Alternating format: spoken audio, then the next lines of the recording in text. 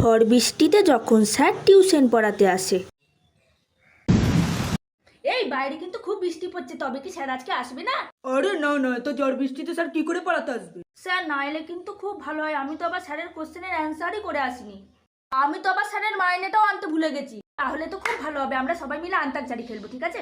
আচ্ছা, এই বৃষ্টিতে স্যার আবার চলে আসবে না তো? আরে না না, এত ঝড় বৃষ্টিতে স্যার কেন, স্যারের ভূতই আসতে পারবে না। May I come in?